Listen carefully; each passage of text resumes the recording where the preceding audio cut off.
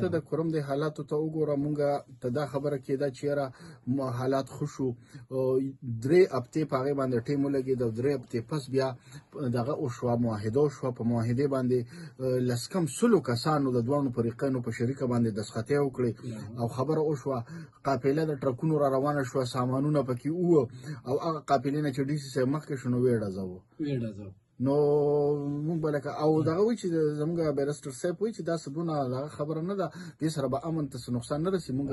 دغه چې کوم دی معاهده وشوه نو په هغې څونه دغه کړو دا کرېډ وزیر اعلی صاحب ته ځي وزیر اعلی صاحب دې کې ډېر محنت وکړو دې کې 1 کروڑ چې کوم دی جرمانه ده او دا به دې پورې به داسې نه کېږي او ټولو را سره ومنله ښه نو بیا پکې یو فریق چې کوم دی نه هغه پکې تا ته دستخط نه کوي بیا پکې زه دستخط خو وکړو خو د 15 معلومو په شمول چې کوم دی نو د 13 کسانو خلاف یې FIR درج کړ اوس به دا نیول هم پکاري او دوی له قرار واقعي سزا ورکول پکار دي دلته خپل رټ قایمول دي چې دې خلکو ته سزاګانې ورکړي شي نو مجال شته ولې داسې فلسطین خو نه دی که نه دلته کې چې کوم دی په سوشل میډیا کې PTI والا پسې لګیا دي چې مریم نواز چې کوم دی نو یو غیر ملکي له لاس ورکړی دی او په دې باندې په سوشل میډیا یو غوبل شروع کړی دی دلته کې چې کوم دی دویم دغه راځي چې حافظ نعیم الرحمن چې کوم دی هغه ویلي چې عمران خان صاحب زه هر څه منم د PTI هم هر څه منم خو دوی خو لږ د فلسطین او د اعضا کې چې دا کوم څه روان دي د دې مذمت ولې نه کوي په دې خو د مذمت قدر وکړي که نه نو په سوشل میډیا او دغه ټرینډونه نو موږ څه په بل ځای کې چې کوم دی روان یو دی وخت کې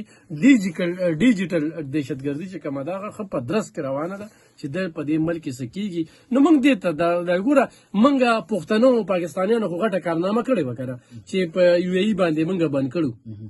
هلته شهباز شریف لاړ هلته کې جوړ توړ وکړو خبرې اترې وکړې یو ښه اقدام یې وکړو هلته کې چې څه ورته میلو نه شو نو مریم نواز لاس چې کوم دی غیر ملکي سره او د غیر نر سره هغه دې وخت یو وزیر اعلی ده بس په خپله طریقه باندې هر څه چې کوي خو پنجاب له چې کوم دی نو سر وړي که نه نو د دې خبرو نه راوتل دي دا تا چې کوم د پاک آرمي خلاف یا د ادارو خلاف دا تاسو کوم کمپین چلوئ نو دا کمپین چې کوم دی د فلسطین دپاره چلوئ د شام د پاره چلوي د عراق د پاره چلوي د آزاد د پاره چلوي چې ته چې بیت المقدس ته چې په دې باندې د اسلامي ملکونه دا مجبور شي نو دا لکه کوم مسلمانی د خالد منصور لکه ته د دې وخت کې تنکی ماشومان التمري په کورما کې مري څومره خلکو باندې نخري لوګي تندې دې وخت کې چې کم دي نو دا زموږ د ریاست دومره غټه کمزوري ده او بیا د صوبایي حکومت چې په دې یخنۍ کې ته ووري شروع دي تاسو دې کې بل خبره کوم ګوره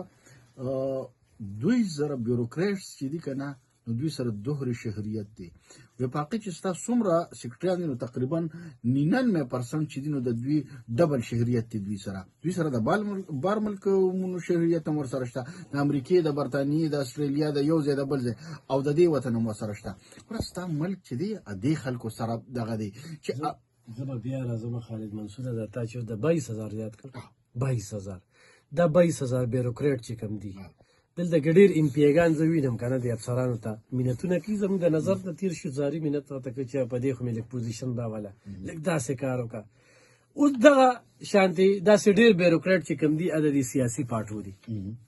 نو دا سیاسي پارټۍ خو لکه اوس SHO دی SHO ته ولې غږ نشي کولی هلته یې ستا غلامګیره کړي نو خو ته غږ کوې نو هلته کې دې راچي خو DSP دی خو بیا په بعض ځایونو کې DPO دی